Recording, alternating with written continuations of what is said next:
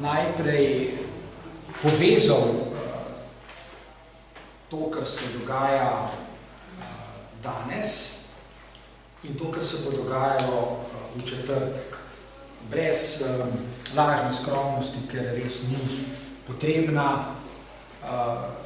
Monografija, ki je nastajala v prejšnjem ciklusu našega izobraževanja, v kateri ste tudi sodelovali nekateri izmed vas, je dosegla čisto vse osnovne šole v Sloveniji, čisto vse srednje šole v Sloveniji, čisto vse fakultete, čisto vse inštitute, čisto vse zavode, čisto vse organizacije, inštitucije, ustanove, ki se kakorkoli ukvarjajo z izobraževanjem, čisto vse akademike, ki karkoli o tem znajo povedati. Skratka, romala je na 1100 naslovov in seveda seboj nesla tudi ime te inštitucije,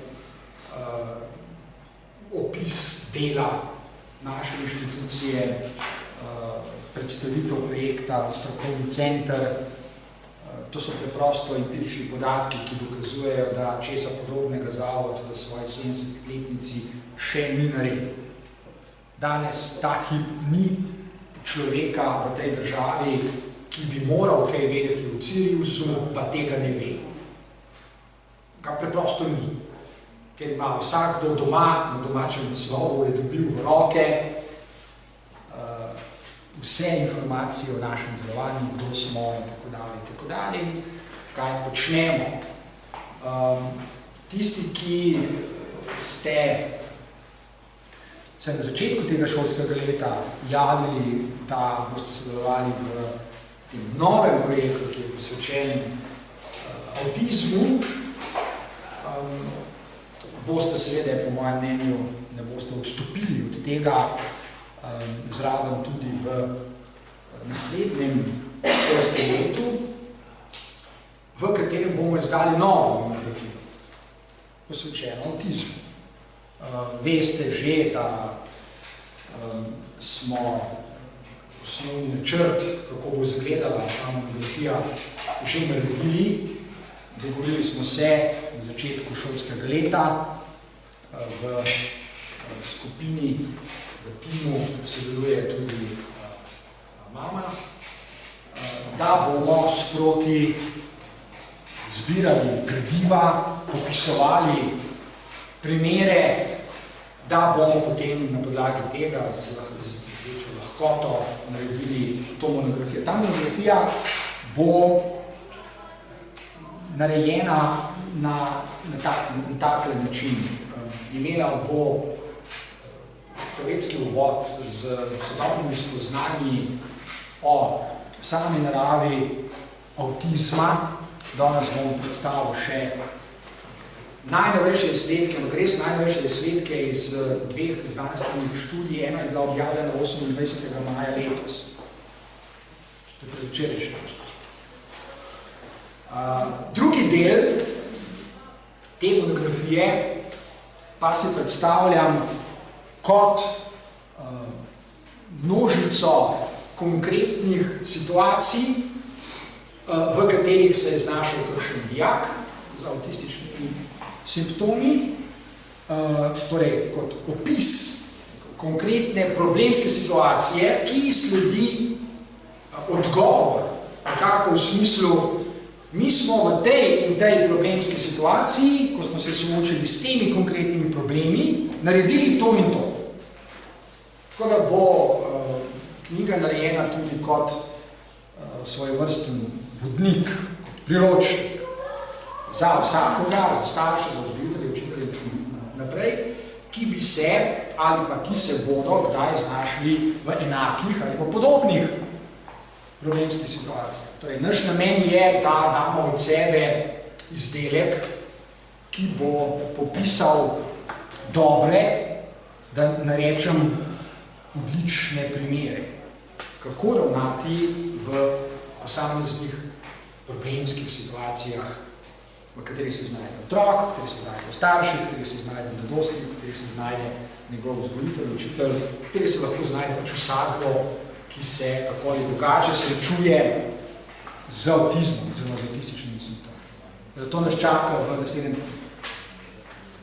šolskem letu. In to bomo dali tudi v letni delovni črt, računamo, da bi potem verjetno spomladi ali pa nekako čez eno leto ta knjiga zagledala luč sveta in bomo imeli potem še eno prireditev predstavljali in jaz upam, da jo bomo podobno kot to poslali na istih 1100 naslovov. Zdaj imamo že tudi celotno dremo, imamo vse podatke zbrane, imamo vse baze narejene, tako da ni nobenih težav več. Verjamem, da tako bo in tudi prav bi bilo, da tako bo, oziroma jaz bi zagotovo delal, da se bo to zgodilo.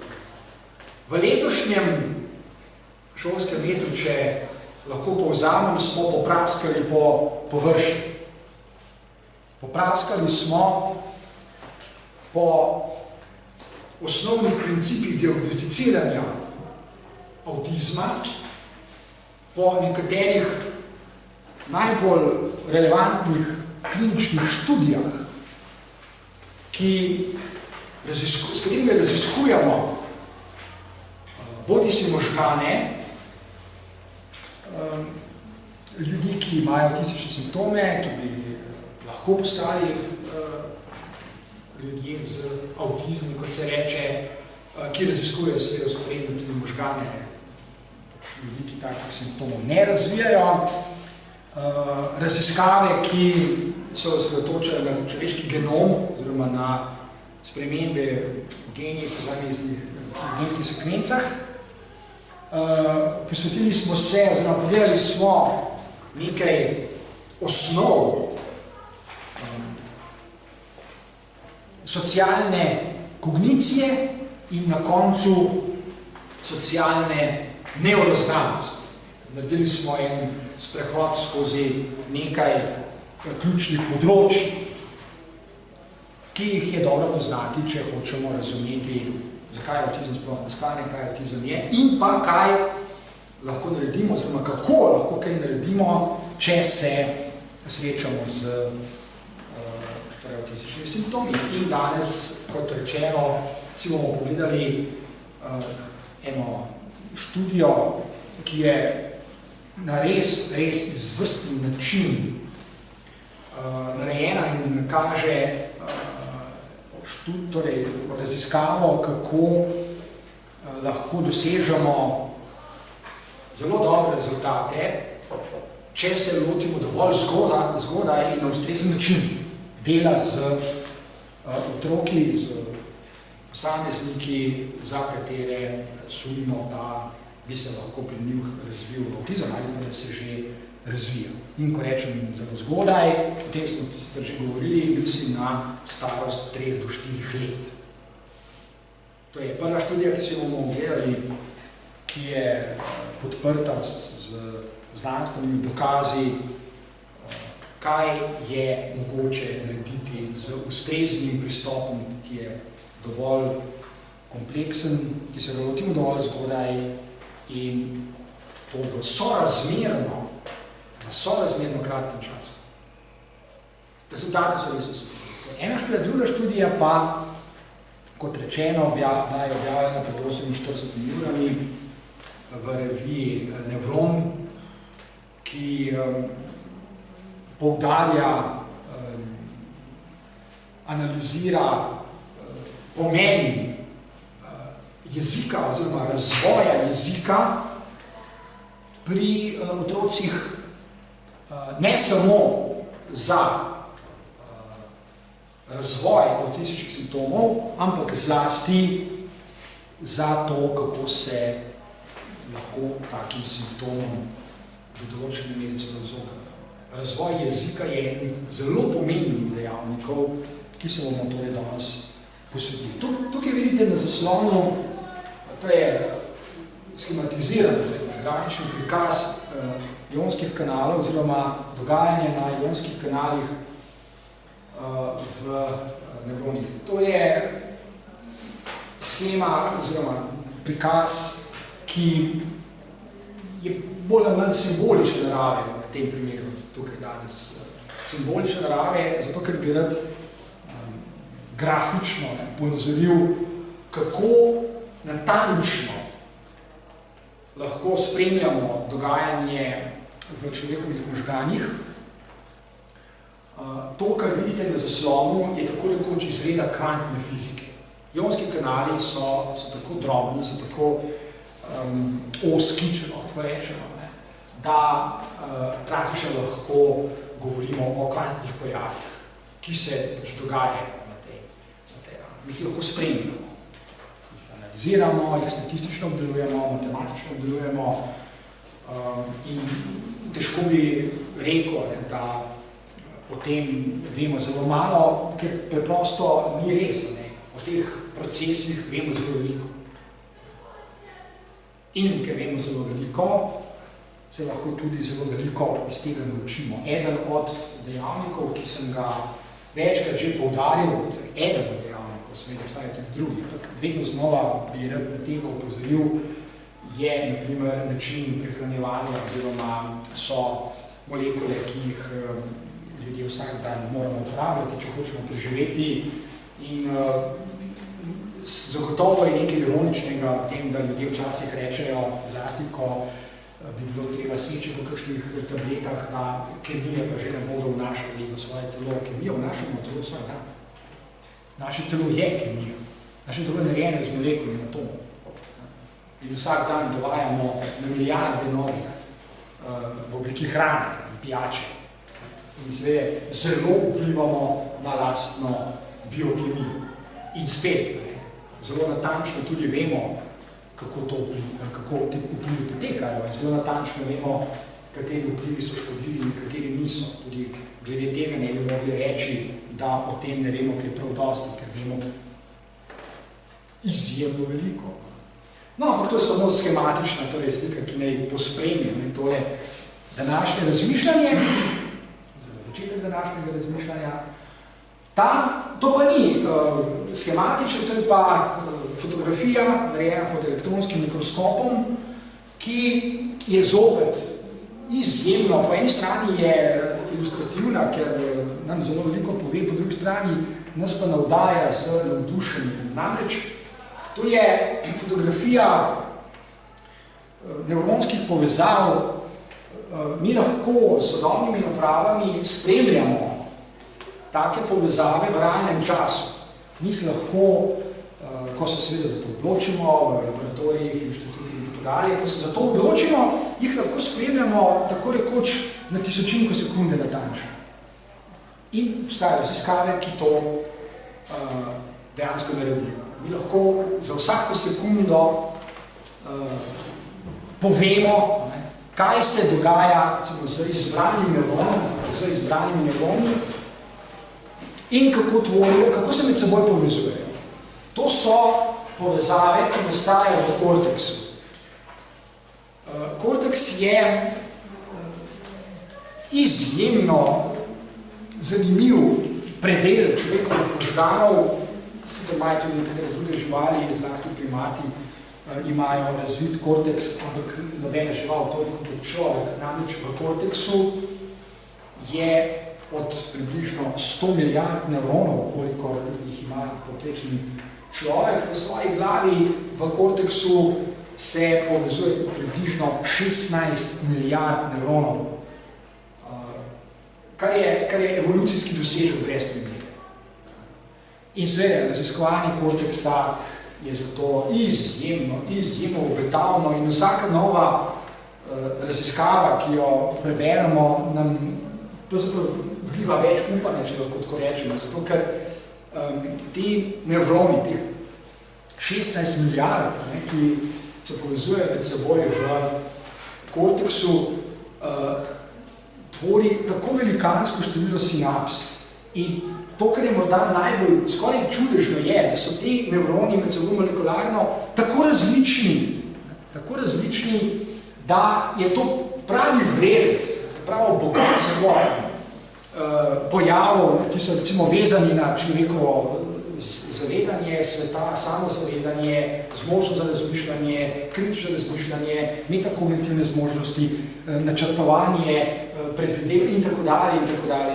Tako da se velja kar posvetiti tem raziskavam in mi bomo to tudi naredili. Zato, ker nam povedo res veliko sveda, hkrati nam vedno znova povedo tudi, kako veliko bo še treba narediti, ker so te nevronske mreže so tako kompleksne, so tako neverjetno zapletene in tako ogromno število, tako različnih nevronov se povezuje med seboj, da bo res zlasti za razvojem še bolj kompleksnih računalnikov, kot so kvantni računalniki, bodo spoznanje še bolj vstopljivo, kot so danes. Danes se bomo gledali, kot sem rekel, v principu dve spoznanji. Eno je tale, kot že rečeno, objavljeno v ta članek je star 2 dni. Članek z simpatično podobo otroka in z izjemno zanimivim naslovom. Izjemno zanimivim naslovom, ki je neposredno nadaljevanje tega, kar sem ravno kar omenil, ko sem spregovoril o pomenu korteksa za človekovo delovanje. Spravi,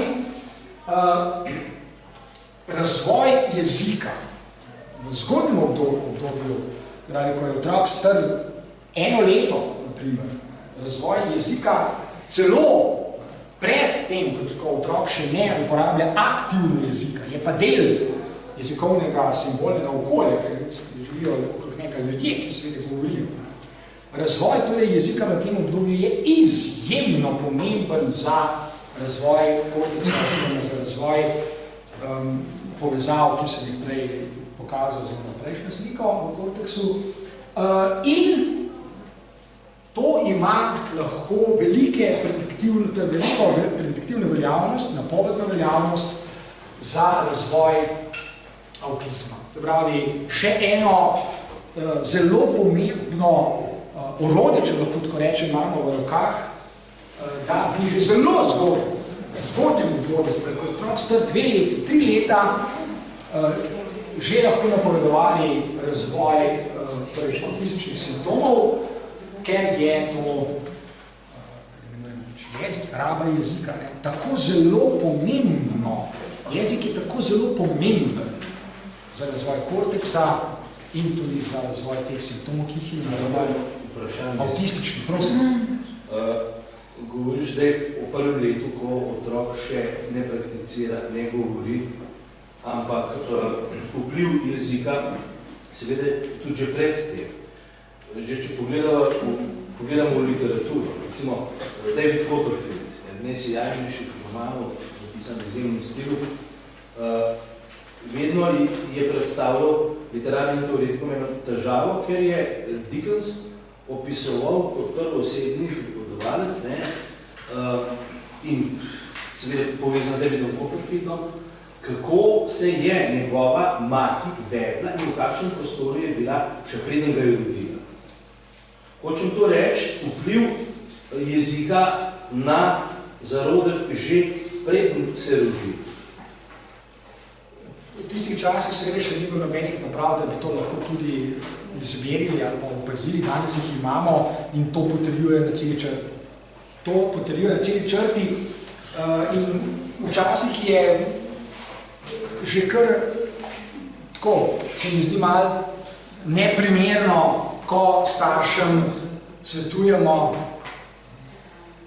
berite knjige. Zveni trivialno, pa vendar ni. Daleč od tega. Berite knjige in ko rečemo berite jih veliko, ne malo. Ja, še preden se je otrok spočel zaradi mene in potem spodbujete otroka, da jih bo bral veliko, ko je seveda zmožen braniti. Saj nekateri starši to upoštevajo. Sodobna nevroznanost in kognitivna znanost sploh ne morata dovolj podčrtati pomena branja knjig za razvoj korteksa, možganov kot celote, kognitivnih sposobnosti in zmožnosti. To se sploh ne da dovolj, ne da se pretiravati. Pravim, včasih je prav trpko, ko ljudje, tudi ko so starejši, seveda rečejo, da nimajo časa. Da nimajo časa ali pa vede kakšen drug razlog.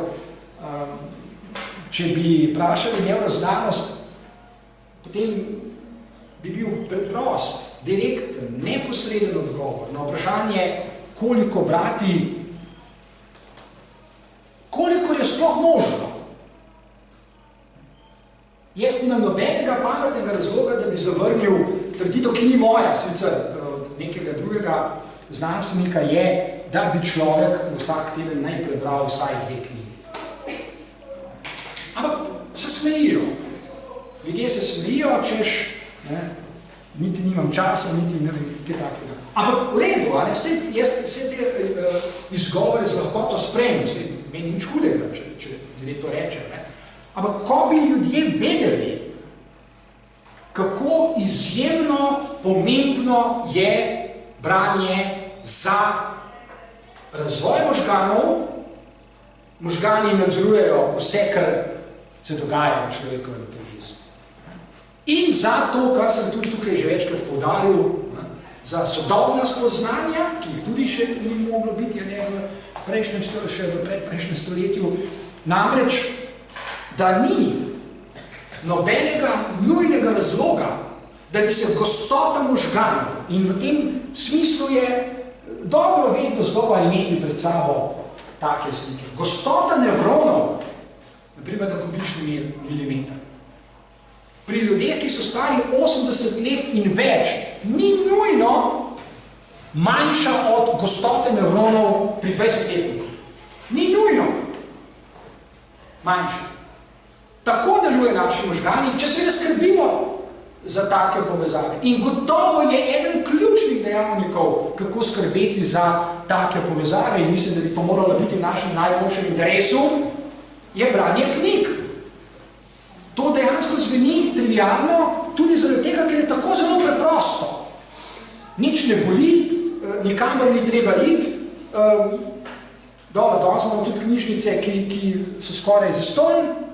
Se pravi, nekaj, kar z lahkoto človek naredi. Ampak pomembno je, kako sorazmerno malo je treba narediti in kako velikanski učinki so. Kot sem prej rekel, ki jih lahko merimo pravim, v realnem času, z lahkoto zračunamo, kakšna je gostota nevronov ali pa sinaps, recimo na kubični milimeter. In kako jo lahko povečujemo tudi v pozni starosti. In ko rečem pozna starost, mislim na starost 80 let. Ne, 50. Tako da danes, prosim, danes seveda to ni nikakršen problem. In tudi, če pogledamo zelo malo, pravzaprav tukaj samo nekateri poudarki, recimo študija ne bi bila tak namen, biti preverjeno, da jo preberemo v celoti, kot se je izrekamo premalo časa. Samo par povzetkov, samo par poudarkov bi rad pod črto, dobro, vsi so že pod črto, da se naredili malo.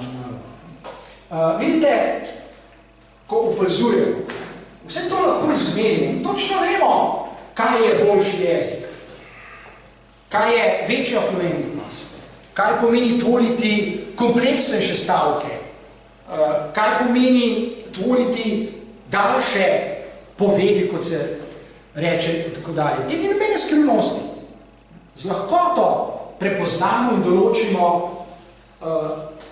torej, kaj pomeni govoriti boljši jezik, ali pa kakšne so boljše rabe, kompleksnejše rabe jezikov. Točno vemo, ki v možganih so sinapse, so nevroni, ki so ključni, ki so bistveno povezani za to dejavnost, ki pač rečemo raba jezika, recimo pisanje, govorjenje, branje in tako dalje. Točno vemo, tega ni nobene skrivnosti. To je mogoče res spet nekaj tako preprostega, po drugi strani pa tako usupljivega, vsaj zame je to tako usupljivo. Ko vidimo, ko spremljamo, ko analiziramo delovanje, recimo, kortikalnih, subkortikalnih in še drugih področij, še globih področij, recimo v možganih, kako, in to, recimo, bralci vedo, ne samo bralci, to vedo tudi govorci. To vedo tudi ljudje, ki so spretni recimo v pisanju. Ne? Kako izjemne učinke, pozitivne učinke ima to, če ste na človeka, če ste kdaj spremljali recimo svojega otroka mogoče. Kako otrok uživa v branju ali pa uživa v poslušanju vas, v glasu, v poslušanju, ko mu berete pravljice, poezijo, karkoli že, zaradi mene Shakespeare, ni važno. Otrok tako rekoč spontano uživa in ima to celo vrsto pozitivnih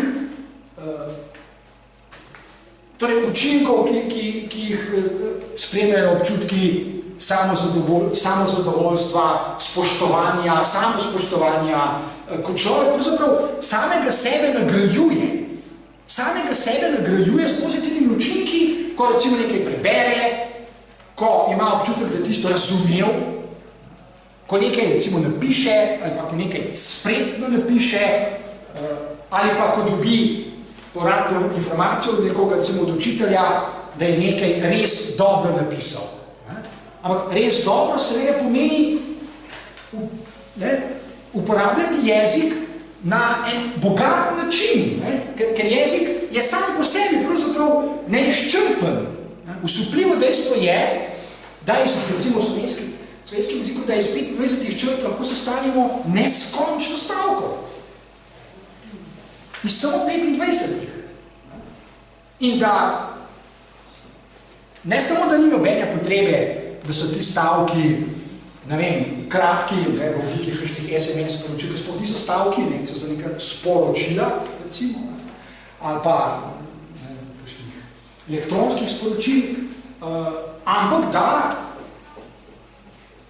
ker je jezik neizčrpen, ker je bogat, je morda en ključnih dejavnikov za razvoj, recimo, človekovega ali pa človekovih odnosov do samega sebe, v smislu zavedanja sebe, svojih zmožnosti, samospoštovanja, razumevanja lastne identitete in tako dalje, je spodbujanje, na primer otroka, k kompleksnim in super kompleksnim rabam jezika. K raziskovanju jezika, ki je brezmejno, ker je jezik sam brez meje. Nikoli ne bo mogoče napisati vseh romanov. Ne mogoče napisati vse pesmi, ne mogoče napisati zadnja pesem greško, ne mislim, da smo vse povedali. To je preprosto ni mogoče. In tem je nekaj pravi izjemnega, ko opazujemo recimo otroke. Gledajte, ko govorimo o občutkih, torej zadovoljstva, ko govorimo o čustvih, o spominu recimo na, kako se radi spominjajo, jaz ne verjamem, da obstaja človek, ki, če so mu brali starši pravljice v otroštvu, da se ne spominja tega z nostalgijo, izjemnimi občutki, kako da tisto nekaj lepega, dobrega, zanimivega, čarobnega in tako naprej. Jaz ne verjamem, da obstaja, razlog, če so kakšnega zraven tepal, ampak tiste pač odštejemo, tistih nekaj psihopatov, ne. Zato, ker da možgani tako delujejo. Mislim, to je povezano. Rabe jezika so povezane z emocijami. Spodbujajo emocije. Zanimivo je, sorazmerno zanimivo. No? Naprimer, če gledate kakšne filme, naprimer, ali pa, seveda, tudi berete knjige, tako dalje, kako silovita čustva se lahko pri tem sproži. Kako se lahko pesem spravi veselje ali pa v jok. Ali pa film, pa zaradi meni strip, ali pa risanka, pa vse ni važno, vse, kar je povezano z rabami jezika. Seveda, ker je to med sabo povezano. In hkrati, kako je duhamorno in nezanimivo poslušati ne vem, nekoga, ki ne vključuje vseh teh elementov v svoje rabe jezika. To vsakdo ve, vsakdo je svojih izkušenj. No, recimo, vidimo, kako se množica nevronskih mrež, recimo pol v možganih, aktivira govorimo zdaj o rabah jezika, ki so kompleksne in super kompleksne. Medtem ko so določena druga področja manj aktivna, ker ni nobene posebne potrebe, da bi bile. In tukaj vidimo, zakaj je to pomembno, kaj ti odnosi, te relacije so pri otrocih, pri ljudeh, ki imajo avtistične simptome, skoraj popolnoma obrnjeni. Skoraj popolnoma obrnjeni, se pravi, določena področja, ki smo jih prej našteli, so lahko zelo blokirana, preprosto neaktivna in nekatera druga, ki bi naj bila manj aktivna, manj aktivirana, so pretirano aktivna. Zdaj, dejansko je ta povezava kar pomembna, kar velika.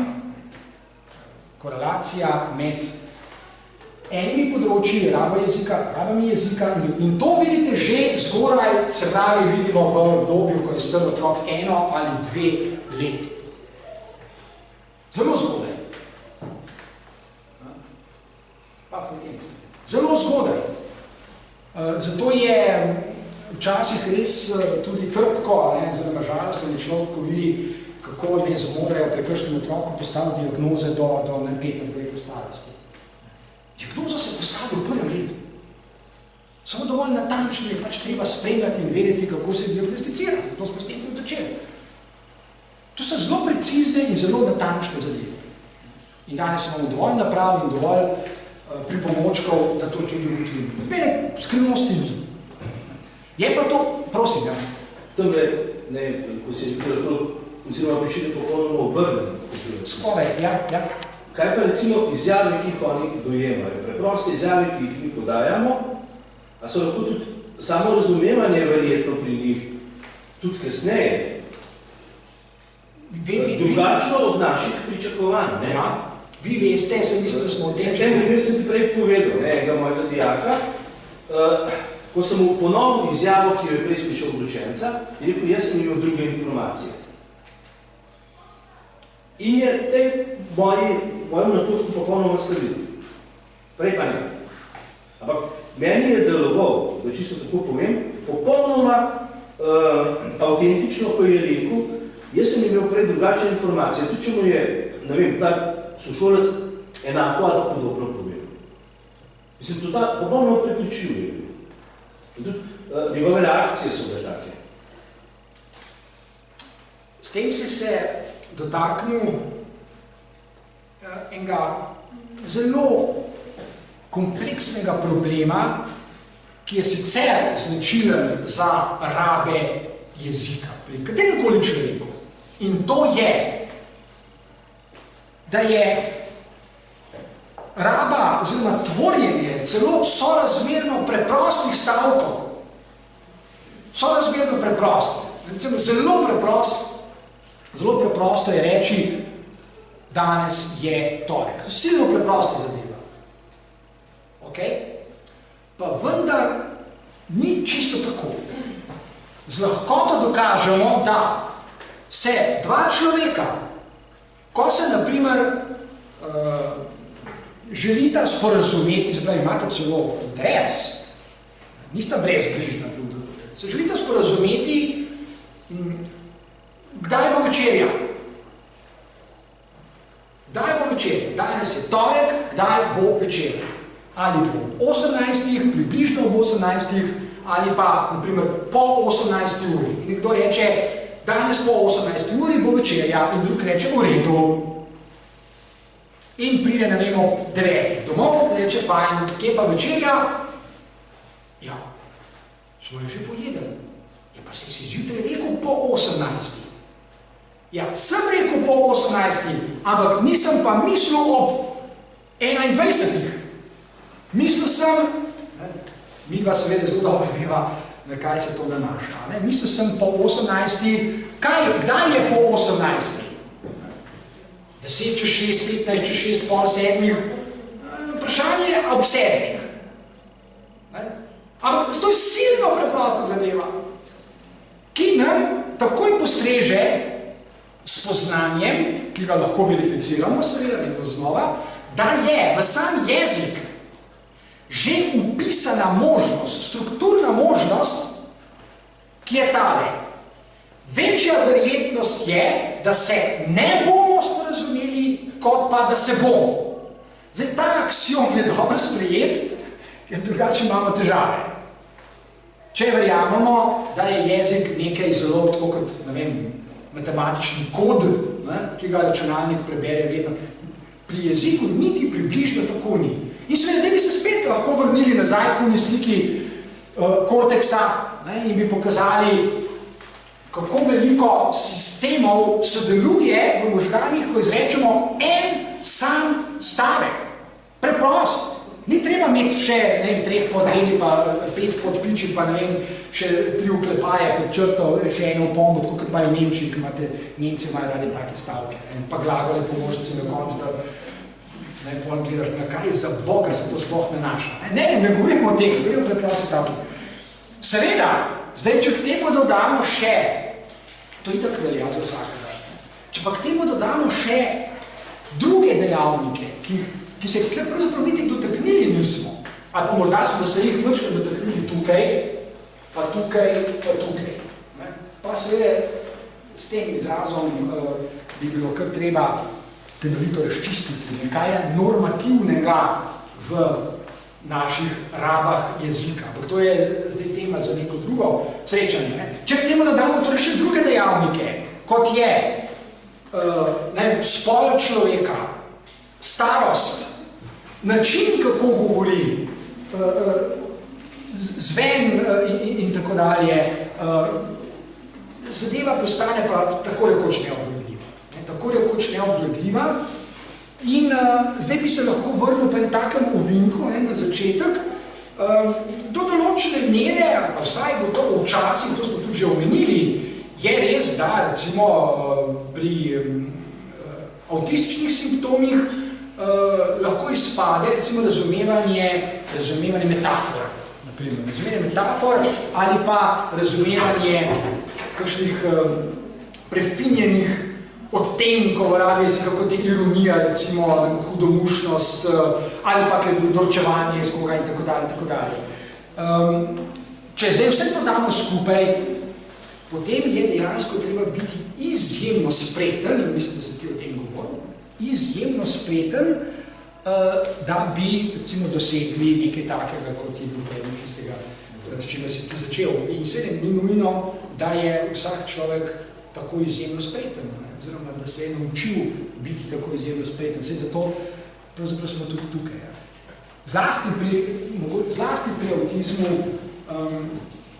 ker jaz danes sem imel tudi eno srečanje, smo imeli pogovor in je bila detica zraven. V delčku sekunde začutite, kako prevlada strah pri otroku. Prevlada strah, ker je negotovo. O čem ti govoriš zdaj? Na kaj natančno si mislil? In s tem pridemo do osnovnih principov pri delu z avtizmom, namreč kako zelo je v določenih primerih treba biti natančen, celo ekstremno, pikolovsko natančen. Mislil sem konkretno na tole. Sej vi veste, ker se ukvarjate z jezikom, da je tako rekoč vsaka beseda je pravzaprav metafora. Ali pa jo lahko uporabimo kot metaforo. Taka je zmožnost človeka pri rabah jezika. Še tako na videz konkretna, kot se reče izjava, je lahko čisto metafora, ne da bi jo kdo prepoznal kot metaforo. No, jaz mislim, da smo se zdaj približali enim zadevam, pa bi mogoče šli nazaj. Torej, rekli smo, kako to zelo pomeni, da so ti odnosi na temi področji, ki se sproščajo, ki se morajo aktivirati, ko govorimo, ko uporabljamo jezik, torej skoraj popolnoma osupljivo. Kar pomeni, da so določeni predeli možganov, kot sem že poudaril, ali pretirano aktivni, ali pa preprosto niso, skoraj niso nič.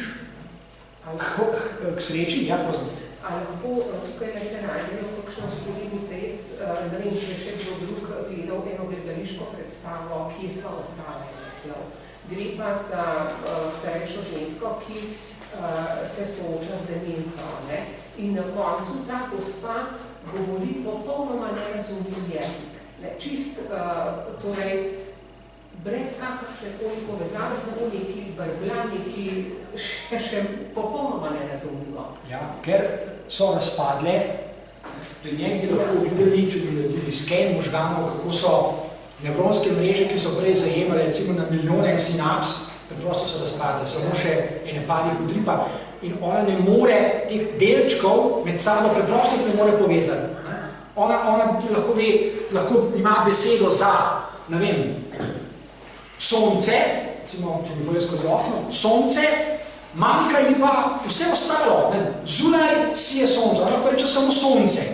To bomo videli tudi v nadaljevanju, pri treningih, recimo, kako se to da ponovno ustvariti. In enako velja tudi pri ljudeh, ki imajo demenco. Enako.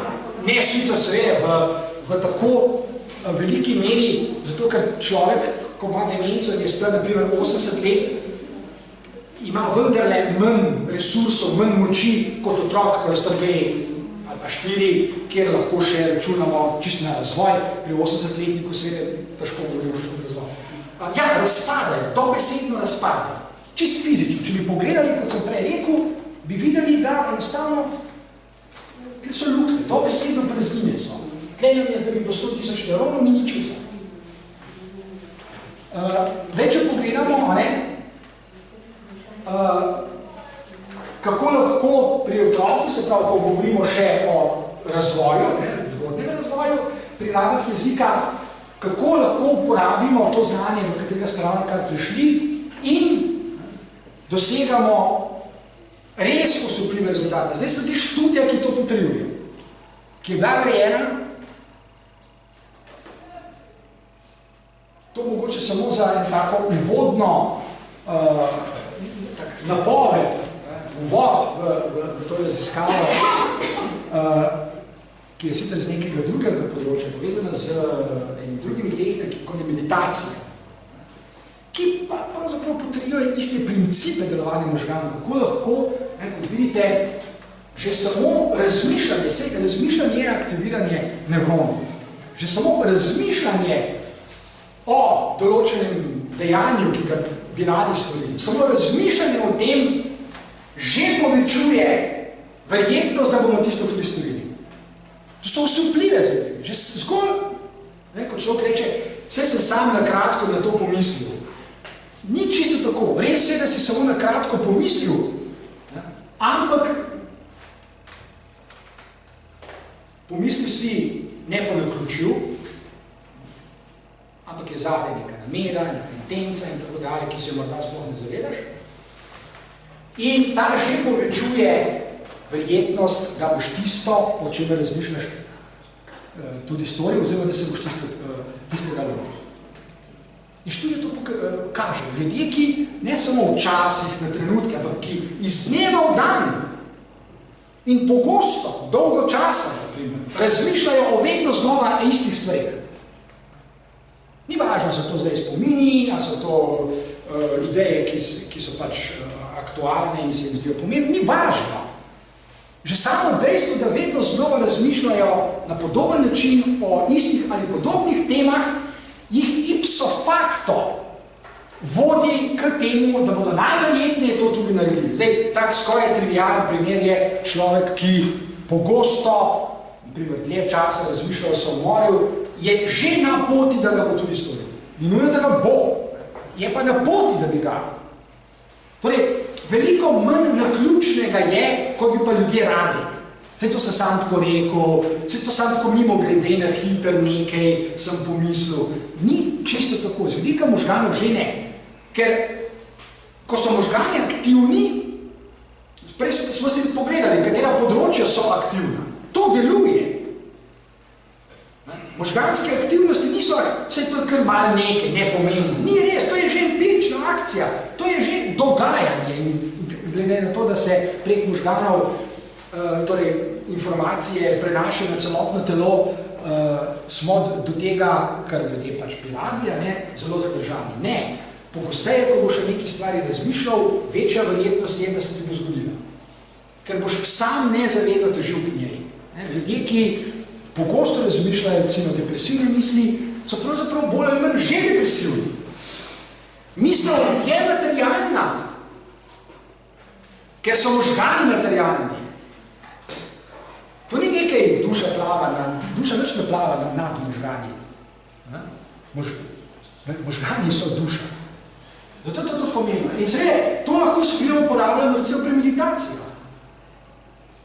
Vsakodnevne meditacije na določeno temo, določeno idejo, zadnje velja natanko to, kar sem zdaj rekel. Sam da se ko meditiramo, ne meditiramo o samomorih, pa o depresivnosti, pa meditiramo o čem drugem. Učinki, mislim, da sem to tudi že enkrat govoril, učinki, ki so spet izmerljivi, so osupljivi. Pol leta meditiranja vsak dan na neko temo spreminja anatomijo možgana. Anatomijo spreminja. Pomeni, da vpliva na kompleksnost nevronskih mrež, na število sinaps. Meditiranje spreminja naše telo prek možgana. To so materialni učinki, konkretni. To ni neki mambo-džambo, neki malo bluziš, pa malo se relaksiraš, tako kot eni mislijo. Ne, to so empirične dejanja. Anatomija se spremeni za Boga, lahko jo zmerimo pred po. In vidimo, kaj se je dogajalo z možgani, kako so zdaj drugačni in kako to vpliva na telo, ki je tudi zaradi tega drugačno. No, to pravi.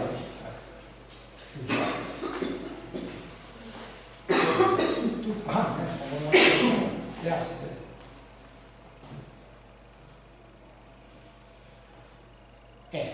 mislim, da smo to že zadnjič omenili, pa sam še enkrat povzemimo. Zadeve, o katerih zdaj govorim, z enim naslovom, lahko spravim pod enim naslovom, to je nadzor nad samim seboj. Mi lahko povečujemo, tudi otroka učimo, zdaj se bomo tudi pogledali, kako to zgleda, lahko povečujemo nadzor nad seboj. In mislim, da se tudi ti prej o tem spregovoril, ali pa si načenjal to temo. Najprej je bistvena izbira.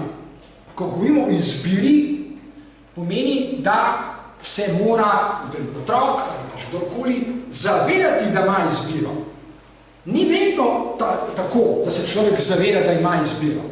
Obstaja situacija, ko človek ne ve, da ima izbiro. Ja, mislil sem, da je samo to. Ja, zdaj se mi je, da ni nobene druge možnosti. In seveda, ker se ti je zdelo, potem ne moraš izbirati. Izbiraš lahko samo, ko veš, da imaš izbiro. In še več, zato to tudi uporabljamo recimo pri kognitivnih treningih. Ko imaš izbiro, jo lahko tudi artikuliraš. Povej, kaj je na izbiro. Med čim boš izbiro, ali boš postal, ali boš pa še naprej ležal v postelji. Povej to. Aha, moja izbira zdaj je, lahko ležim še naprej v postelji, ali pa grem v šolo. Fajn, zdaj imamo da izpolni prvi korak. Imamo izbiro. Eno ali drugo. In seveda,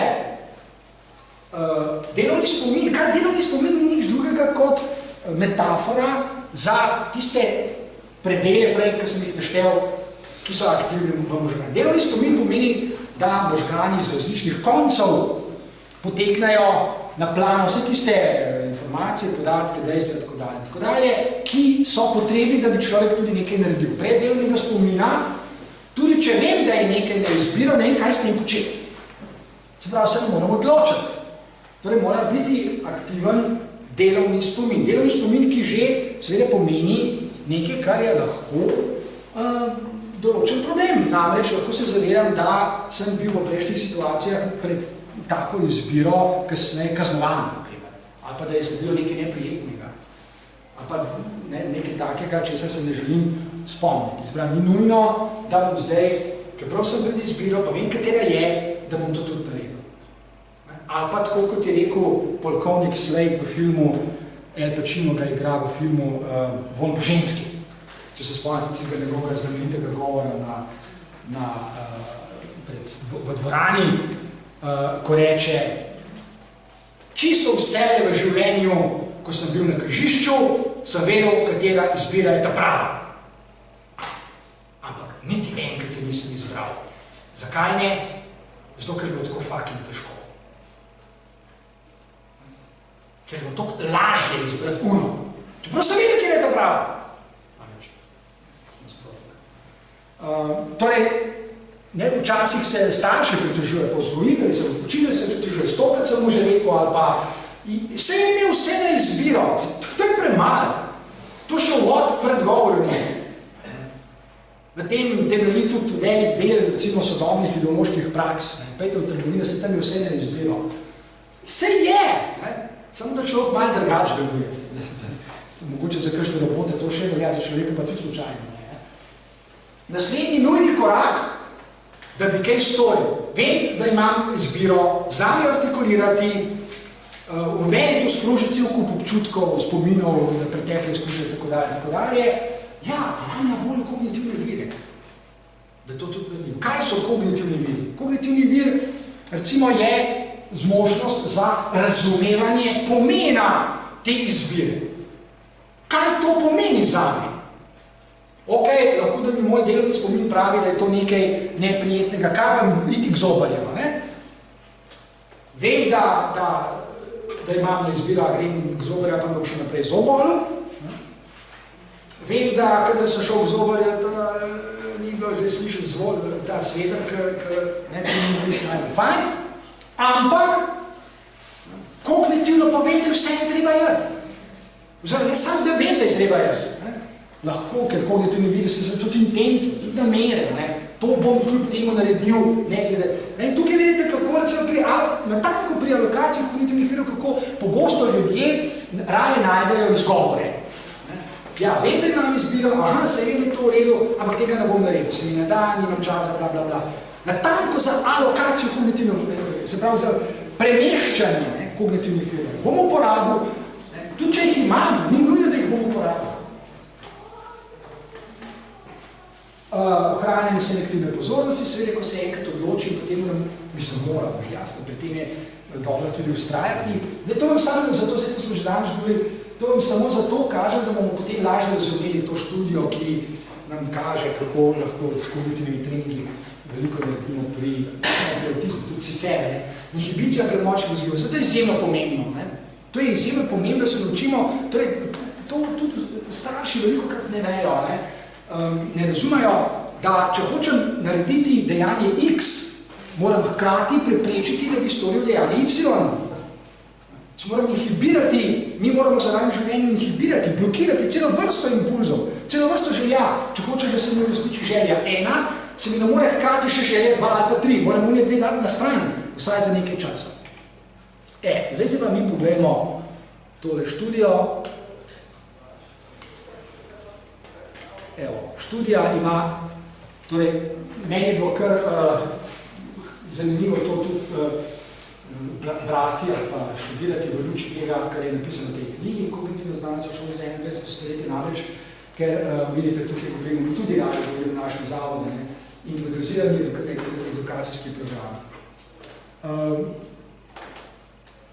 Rad bi samo poudaril, da natanko vemo, tukaj nobene tople vode treba odkriti, kako se to naredi, kako taki individualizirani programi tečejo. Tukaj je kratica, oziroma vidite, gre za kognitivne vedenjske pristope, v tem primeru seveda k otrokom, za katere sumimo, da bodo razvili avtistične simptome in poudarek je natanko tudi na tem. Otroci so velikokrat bodisi brez takih intervencij ali jih izvajajo nekvalificirani ljudje in seveda s tem delajo škodo, ali pa, to je tudi kar pogosta praksa, imajo raje kakšne alternative. Danes se zdi, da imajo ljudje zelo radi alternative. Jaz bi se kar raje zadržal pri znanstveno preverjenih metodah. Preden bi se lotil kakšne alternative, jaz ne moč proti alternativam, bi deleč od tega. Najprej bi pa rad pogledal kaj pravi to, do česa bi se lahko opredelili tudi alternativno. Dajmo se torej najprej opredeliti do tega, kar bomo tukaj videli. Kako izgleda torej tak program? Najprej si bomo pogledali samo nekaj osnovnih področji, ki se jih moramo lotiti, govorimo torej o otrocih, za katere sumimo, da bodo postali avtistični ali pa že imajo avtistične simptome. V tem primeru so to otroci, ki so stari 3 do 4 leta. Smo že zadnjič rekli, lahko kar z veliko verjetnostjo napovemo na podlagi pač diagnostike, da bi se to tudi zgodilo. To je pravi čas, da se lotimo intervencije. Ker so možgani tako narejeni, ker so dovolj plastični, mi lahko na nje vplivamo, mi lahko spreminjamo, kot sem že prej poudaril, anatomijo možganov, če se tega lotimo in če znamo.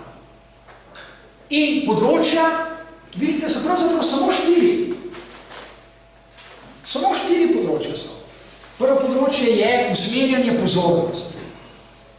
Zdaj bomo videli usmerjanje, oziroma preusmerjanje pozornosti, kako je to sorazmerno preprost trening, ki pa je, če ga je veliko in veliko ga mora biti, za ljudi lahko tudi zahteven. Zelo preprosta zadeva, ki pa lahko zahtevna, kognitivno lahko zahtevna, ker je pač treba ene stvari ponavljati in ponavljati in ponavljati in ponavljati. Pa če hočemo narediti to, kar bi radi, se pravi, imamo pred seboj avtizem, potem se tega treba lotiti. To bomo videli potem. Ena zelo taka zanimiv detalj iz enega filma, ki ga gleda Akira Kurosawa pred mnogimi leti, ki mi je ostal v spominu, to je film 7 samurajev, ko se ti kmetje zbirajo in samuraje se potrebujo pomoč in potem se enemu zvrne ena vreča z rižem. Riž in zvrne, pač tisti riž se po tleh razsuje in razpoke in tako dalje. In potem ta odbori kmet pobira tiste zrnce riža in celo to je ena taka vaja, ki jo poznajo tudi mnogi, ki so ukvarjali z meditacijami. To je vaja, to je zenovska vaja pravzaprav. Zbiranje zrnce riža. Razsujete jih, potem zbirajo vsako posebej. To je spet neverjetno, kako je v bistvu to trivialno, ampak kako velikanske učinke na možgane to ima. Poskušajte pobrati 1 kilo riža, ko ga razsujete po tleh, vsako zrnce pa ga dajte nazaj v vrečo. Se to je bilo vreča? Kako? Da, to je bila vreča, ja. Vi probajte samo za 1 kilo. Ampak ne samo enkrat, jutri pa spet. Jutri pa spet.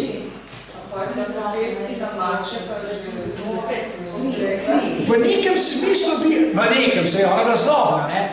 Ampak v nekem smislu je pravzaprav naredila nekaj dobrega, Pepelka je razvila eno izjemno disciplino. Ja, to je zanimiv poudarek. Resnično je, mačega pojma ne imela, ona ni nevrologije študirala, ampak ja. Torej, pozornost, usmerjanje pozornosti. Zelo hitro reče, kako? Zelo hitro rečejo tudi v šolah, naprimer za otroka, to vam najde, včasih mi prvo Bog spravi, ta otrok ima motnje pozornosti. Ja, in kaj ste naredili v zadnjih 5 letih, da je ne bi imel več? Motnje pozornosti, pravim, sorazmerno poudarjam to vse čas, zlahka odpravim. Samo treba se je lotati.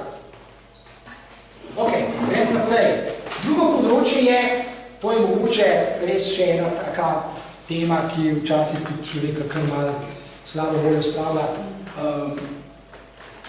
Posnemanje odraslih. Otroci imajo praviloma okrog sebe odrasli ljudi, samo starši, vzgojitelji, učitelji. Posnemanje. Sorazmerno preprost kognitivni trening. Posnemaj mene. Vsak dober učitelj, smučanja, plavanja, whatever, kotarkanja, to uporablja. Posnemaj me. Zakaj je to pomembno? Pomembno je prvič zato, ker otrok zna posnemati. Dovolj razvit korteks, dovolj razvite možgane, da zna posnemati. Samo posnemaj. Včasih se zdi, da ljudje hočejo razviti nekakšne meta-vzgojne pedagoške prijeme, da bi vplivali na otroke.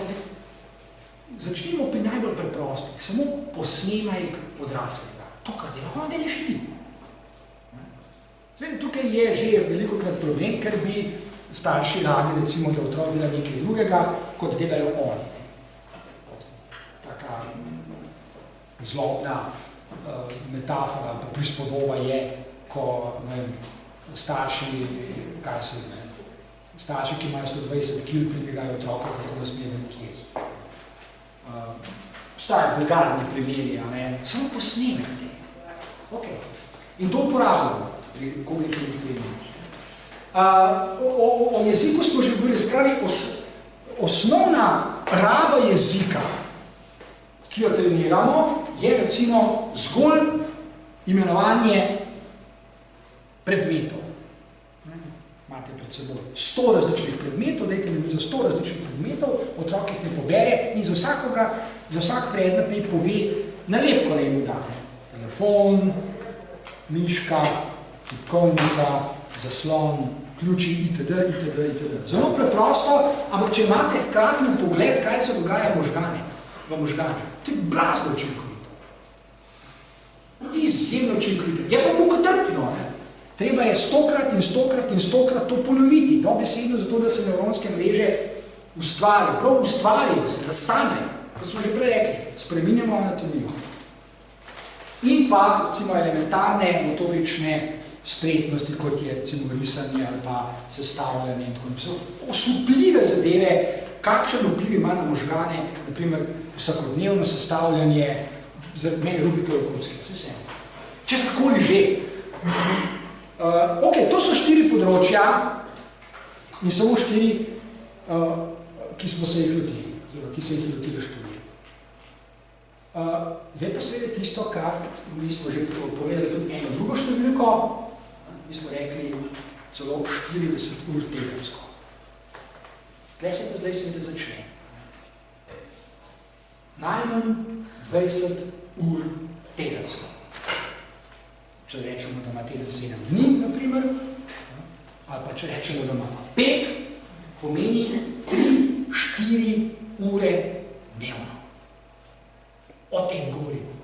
3-4 ure dnevno, ne 3 minute, pa 20 minut, ali pa otrok gre za 45 minut tam nek malek terapeutu. 3-4 ure dnevno, 365 dni v letu. Ok, zdaj pa pogledamo rezultate.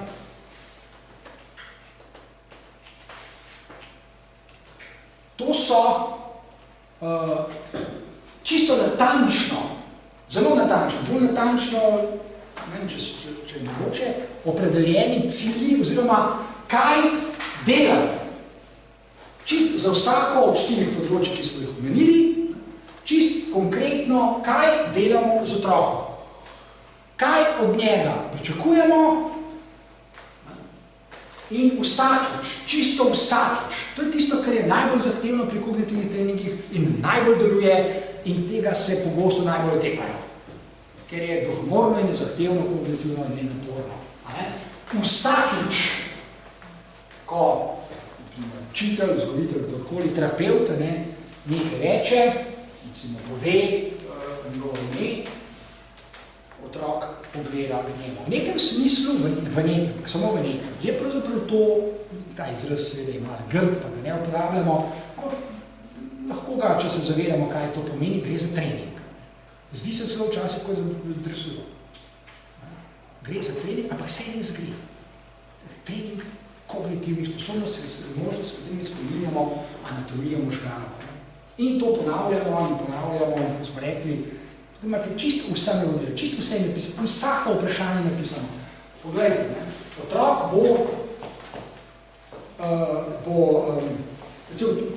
izberite 15 dejanj, kar smo rekli po snemanje odraslega. 15 dejanj. Otrok naj posnema odraslega. To, kar bo delal odrasli, naj dela tudi otrok. Izberite 15 takih dejanj in to potem ponavljate. Ure in ure in ure in ure. Nič drugega, nič. Samo ponavljate. To, kar dela odrasli, dela otrok. itd. Tega je fantastično veliko. Za vsako področje smo rekli, language, poimenovanje, vse natanko narejeno, to ni kaj, ne?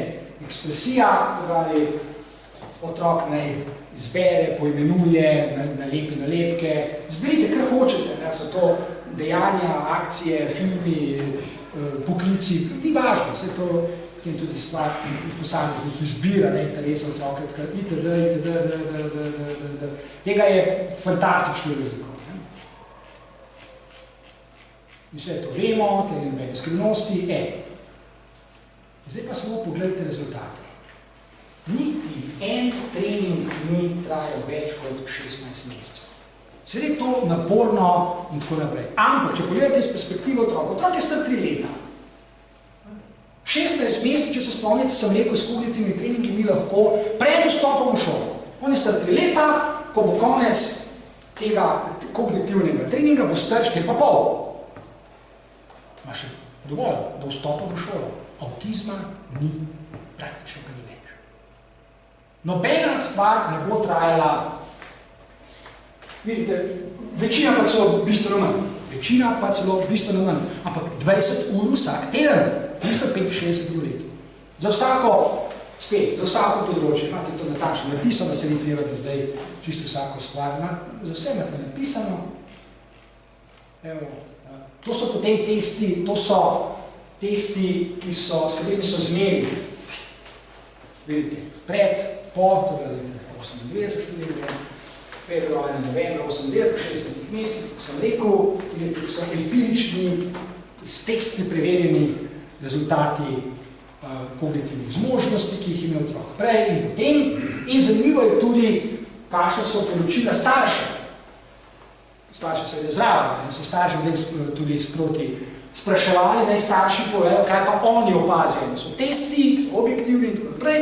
Kaj so starši povedali? Natančno, vidite spet za vsako področje napisano prej, po treningu, kako starši, ki beležijo, so bili pač to dolžnost, ne beležijo, kako se spreminjajo, recimo, rabe jezika, kako otrok govoril prej, ali pa sploh ni govoril, ali pa so razlikovali hvalalijo in tako dalje, kako začenja uporabljati jezik, kako kompleksne lahko postanejo rabe jezika.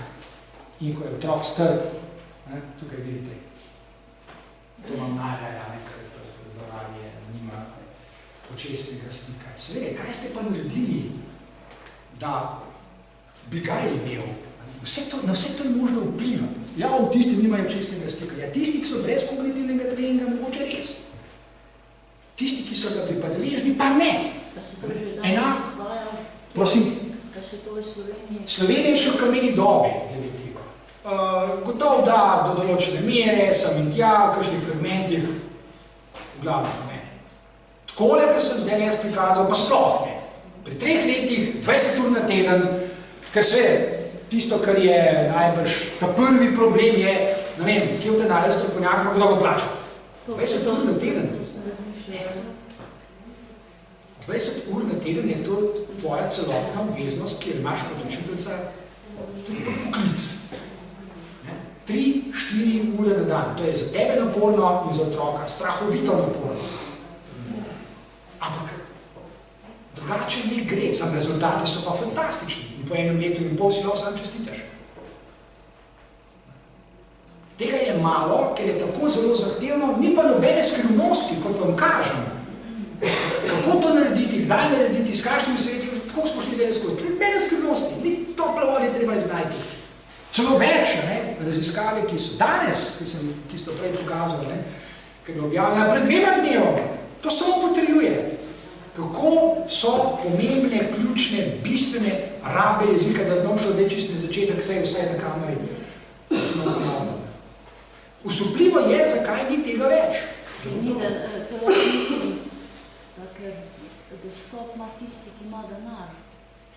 Gotovo, da je to en dejavnik pomembni, gotovo, da je, pravi, kdo plačal strokovnjaka, da 20 ur na teden to počel, zagotovo je. Samo, zdaj, ko smo pri denarju, vse veste, tamle za drugi tega, kva je 60 milijarde, skoraj stran mečajo, tle ne govorimo o milijardah. Tle govorimo o tako majhnih denarjih, kad tam eno bankirju žeba padajo, pa niti opazi ne. Torej, vidite, vse brez veze da nobena se zna. Mogoče še te, kaj se mi, zahtevnejše dejavnosti, kompleksnejše dejavnosti, vidite, če to pozorno spremljate, če pozorno preberete, recimo, prej in kasneje, po treningu, enoletnem in pol trajajočem treningu, vidite, kako velikanski napredek v tem času lahko naredijo možgani in kako večina stereotipov, ki jih ljudje poznajo, naprimer o avtizmu, ker so nekje slišali, nekje so prebrali, mogoče so v Wikipediji ali pa jim tičica prišepila za vseeno. Večina stereotipov niti približno ne drži. Vedno, recimo, njegova igra je stereotipna. Če ni bil deležen treninga, ja, je. Če je bil deležen treninga, je njegova igra polna domišljije. Ni več stereotipna. Če gledamo, ko smo naprej rekli, ne imitira, on se drži zase in tako naprej. Ja, brez treninga, ja. Poglej, otrok se prek imitacije, posnemanja, recimo odraslih, spontano sam uči novih veščin. Zakaj? Zato, ker njegovi možgani to zmorejo. Mi v bistvu spodbujamo možgane k njihovi naravni dejavnosti. Njihova naravna dejavnost pa je raba kognitivnih in metakognitivnih sposobnosti. Možgani naravno temu težijo. Mi jih moramo samo spodbujati. In celo več. Bolj, ko jih spodbujamo, jaz vedem, številka zveni grozljivo, 20 ur na teden, kdo pa to zdržal. Ja, eni pa zdržijo. Rezultati so pa fantastični. In mi s tem spodbujamo možgane in zgornja meja pravzaprav ne obstaja. Ne obstaja zgornja meja metakognitivnih zmožnosti. Možgani so zmožni misliti sebe, so zmožni misliti, kako mislijo sebe. Benih težav. Samo spodbujati jih, prosim. Tako mi uveri. Ja.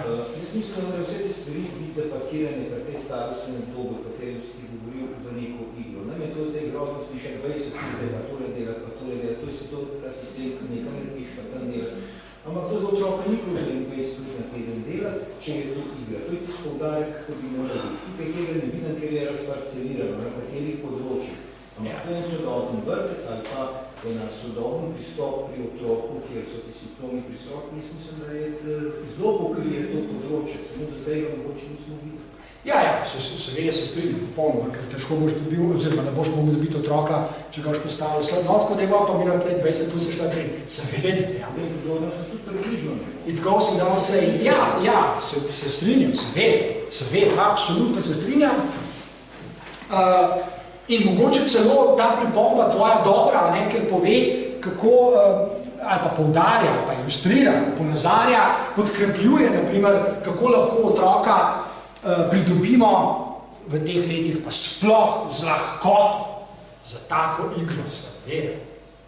Ker itak naravno teži, ja.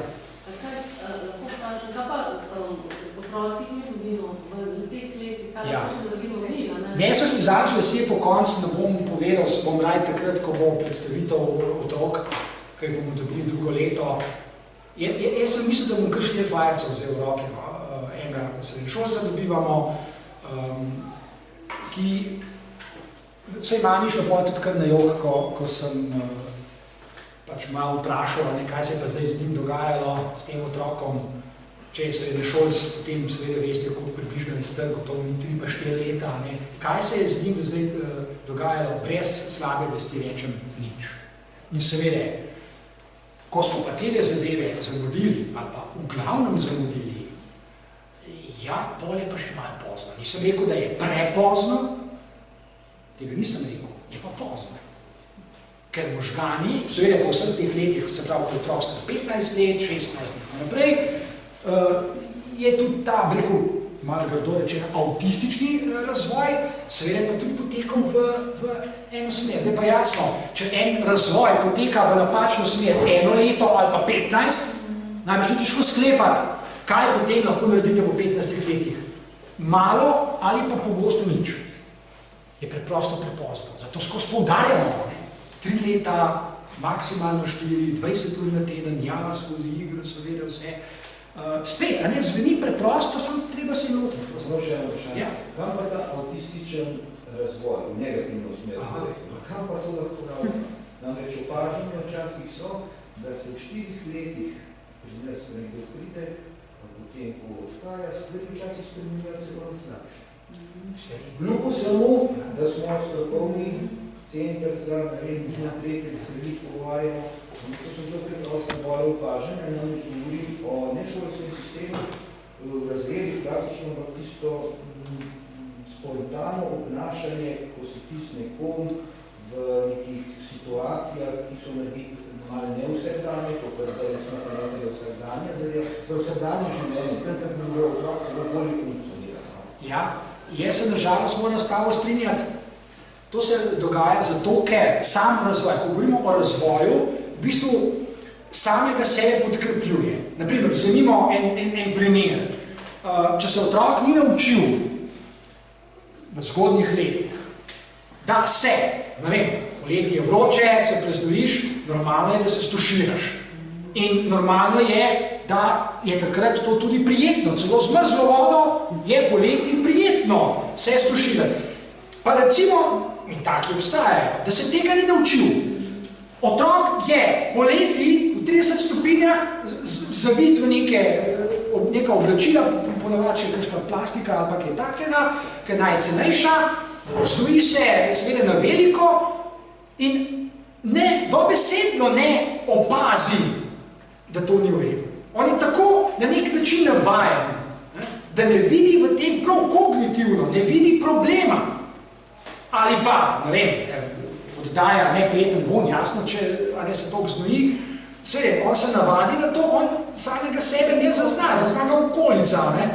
Tako da to reinforce, se pravi, ko se podkrepljuje, kam gre to lahko, ja, do zanemarjenosti.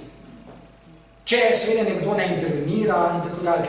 Kognitivno, ne, to je pomembno, ko sem prej omenil, se pravi, bolj ko razvijamo, recimo v otroštvu, v mladosti, kognitivne sposobnosti, bolj možgani sami, ampak to poudarjam, res sami, ker so tako narejeni, ker jih je evolucija naredila, bolj ko to spodbujamo, bolj možgani težijo k metakognitivne sposobnosti. Sami težijo.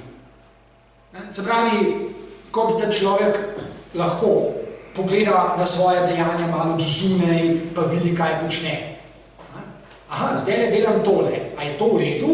Ja, ne, zato ker če naredim ekstenzijo, vidim, kam to sled... Ne, kaj vem, recimo, vzamem nož, on me je razjezil, ali pa škarje, ali pa kaj vem, vilce, da mu v uč za soboto, in jaz bi ga zdaj. V tistem trenutku metakognicija pravi, čak, ustav se, tole ne bo dobro, če boš to naredil, ga boš poškodoval, ga boš ranil, bla, bla, bla, bla, bla, bla, bla, kako to lahko... Aha, inhibicija, ko sem prej rekel. Če tega ni inhibicije. In potem je tudi odgovor, zakaj si ga pa, ne vem, zabodil, ne vem, šestilo mu potisnil v rano, ja, on je pa meni rekel, da sem mu osel. Zgodba končana, ni metakognicije, ne. A ja, čak, on je sicer meni to rekel, ampak če bi jaz blokiral svoj vem, da sem bil jezen, ni bilo v redu, ampak za bozga pa nisem smel, zato ker... Ne, tega ni, ne. Tako da, nažalost, to lahko se vodi v zanemarjenost. Ne, da bi tisti, ki je zanemarjen, to lahko opazil. Okej, se moramo končati, ne. Pa dajmo. No, sej smo do konca prišli, mislim, da lahko končamo, pa bomo potem nadaljevali, tako smo rekli, torej jesi. Hvala lepa. Hvala lepa.